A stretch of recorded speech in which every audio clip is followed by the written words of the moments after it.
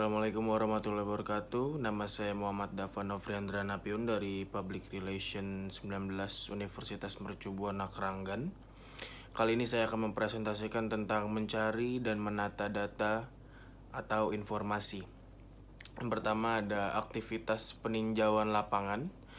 Peninjauan ini adalah tentang bagaimana bahayanya telepon untuk masyarakat luas, mengingat hampir seluruh warga dunia menggunakan telepon genggam atau bisa disebut dengan gadget menjadi salah satu alat yang paling banyak dimiliki oleh warga dunia. Yang menjadi salah satu faktor di mana gadget banyak digunakan di berbagai kalangan seperti orang tua, anak-anak, remaja, bahkan sampai lansia pun masih ada yang menggunakan gadget. Beberapa faktor yang membuat gadget ini menjadi sangat pesat penyebarannya contohnya adalah seperti mempermudah kita untuk berkomunikasi, berinteraksi dengan orang lain secara virtual, bahkan mencari informasi melalui gadget tersebut pun bisa. Dan ditinjau dari beberapa warga yang sudah menggunakan gadget ini ada banyak sisi positif bahkan sisi negatifnya dari pemakaian gadget ini. Beberapa contohnya yaitu yang pertama ada hubungan antar manusia.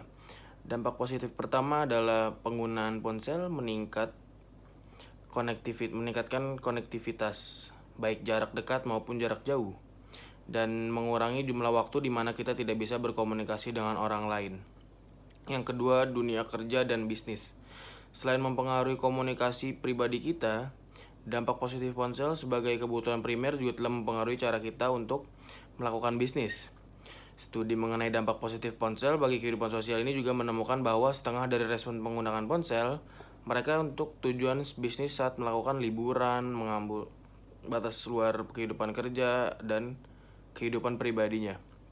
Dan yang ketiga ada dampak demografis. Dampak positif ponsel memiliki pengaruh yang berbeda pada demografis yang berbeda. Warga yang lanjut usia, terutama mereka yang memiliki masalah mobilitas, bisa mengurangi rasa terisolasi dengan menggunakan ponsel dan tidak bergantung pada kunjungan dari orang lain untuk tetap berhubungan dengan dunia luar. Yang kelima ada jenis komunikasi. Dampak positif ponsel yang terakhir ini adalah memungkinkan seseorang untuk berkomunikasi dalam berbagai cara termasuk panggilan, pesan teks, instant message, bahkan email sekalipun. Dan juga hemat biaya tentunya ya. Dan itu beberapa contoh positif dari pemakaian sebuah gadget. Dan ditinjau dari beberapa pemakainya pun merasakan ada sisi negatif dari pemakaian gadget tersebut. Salah satunya adalah kepribadian dari anak. Dampak negatif penggunaan ponsel yang paling mencolok pada anak adalah perubahan tingkah laku. Terlalu sering menggunakan ponsel memiliki beberapa aplikasi dan fitur menarik membuat anak tidak terlalu peka terhadap lingkungan. Yang kedua ada masalah kesehatan. Dampak ini untuk pengguna ponsel bagi kesehatan tertuju pada pola tidur seseorang ketika seorang anak menggunakan telepon secara berlebihan dan akan mengakibatkan kesulitan tidur pada malam hari. Yang ketiga ada tingkat kehidupan masyarakat. Dengan menganggap ponsel itu primer, itu menandakan banyak orang yang mempunyai kehidupan sendiri dengan ponselnya, dan artinya banyak orang yang semakin tidak peka pada lingkungan. Itu mengakibatkan semua semakin melunturnya nilai moral dan sopan santun. Yang kelima adalah kemalasan. Dengan ponsel masyarakat kini lebih cenderung menjadi masyarakat yang malas karena dengan ponsel kita bisa berkomunikasi, kita bisa berbisnis, kita bisa membeli dari e-commerce segala macam. Dan itu juga sering sekali dilakukan oleh masyarakat itu dan membuat jadi lebih malas lagi. Yang kedua ada pengumpulan data atau informasi kegiatan humas. Yang pertama itu ada data. Data adalah keterangan mengenai variabel pada sejumlah responden. Dan data terbagi menjadi dua bagian. Yang pertama ada data primer. Data primer adalah data yang diperoleh secara langsung baik melalui pengantar maupun melalui wawancara dengan informan atau responden. Yang kedua ada data sekunder. Data sekunder ialah pelengkap atau tambahan berupa informan yang akan melengkapi data dari data primer tersebut. Dan poin kedua, sumber data. Sumber data adalah subjek yang dari mana data tersebut dikumpulkan. Sumber data yang diperoleh dari beberapa yaitu ada dua. Pertama adalah informan. Dalam peninjauan ini adalah pihak yang dapat memberikan keterangan atau jawaban untuk peninjauan yang terkait. Contoh informan adalah orang yang menggunakan sebuah gadget untuk kesehariannya seperti berbisnis, berkomunikasi, dan berbelanja di e-commerce. Yang kedua, poin kedua ada dokumen, yaitu seluruh data atau arsip yang berhubungan dengan penelitian ini untuk melengkapi data peneliti. Dan yang poin ketiga, informasi kegiatan. Informasi kegiatan di sini dilakukan dengan menggunakan peninjauan lapangan kepada masyarakat yang menggunakan gadget, baik pasif maupun aktif. Kadangkala merasakan sebuah keresahan dalam menggunakan sebuah gadget seperti mata sakit, jari jemari pegal, dan banyak lagi masalah-masalah yang bisa berdampak pada pengguna aktifnya. Namun untuk pengguna gadget pasif, mereka justru merasakan ke sebuah positif yang didapat seperti berkomunikasi dari jarak jauh, membeli sebuah barang melalui e-commerce, dan yang lainnya.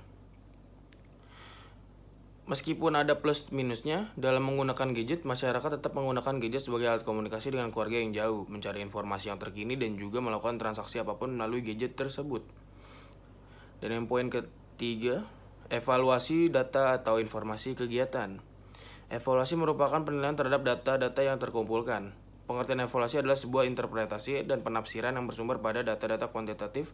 Menurut pengertiannya sendiri, kuantitatif merupakan hasil-hasil dari pengukuran. Tentu evaluasi juga memiliki tujuan, fungsi, dan tahapan-tahapan yang harus dilakukan agar tetap lancar mengevaluasi data yang sudah dikumpulkan. Yang pertama ada tujuan. Kenapa harus evaluasi? Pertama ada mengetahui tingkat pemahaman dan penguasaan seseorang dalam suatu bahasan atau kompetensi. Yang kedua menemukan kesulitan seseorang dalam suatu kegiatan, sehingga evaluasi diadakan guna memecahkan masalah dan kesulitan yang dihadapi dalam suatu kegiatan. Dan yang selanjutnya, keberadaan hasil akhir laporan tidak pernah terlepas dari proses evaluasi. Oleh karena itu, evaluasi memiliki bermacam-macam fungsi. Fungsinya sebagai berikut. Yang poin pertama, untuk pengukur keberhasilan. Poin kedua, untuk seleksi. Poin ketiga, untuk diagnosis. Dan poin keempat, untuk penempatan. Evaluasi memiliki beberapa tahapan yang perlu diperhatikan hasil akhir dan diharapkan mampu digunakan sebagai perbaikan di masa mendatang di suatu acara. Berikut tahap evaluasi yang harus dilakukan di dalam evaluasi. Pertama, ada apa saja yang dievaluasi. Kedua, untuk merancang kegiatan evaluasi. Yang ketiga, pengumpulan data evaluasi. Yang keempat, analisis data dan pengolahannya. Yang kelima, ada pelaporan hasil evaluasi. Jadi, pada dasarnya evaluasi harus dilakukan agar tidak terjadi kesalahan saat melapor kegiatan yang sudah terlaksanakan, agar tidak ada miscommunication juga. Mungkin sekian dari saya, kurang lebihnya mohon maaf. Selamat malam.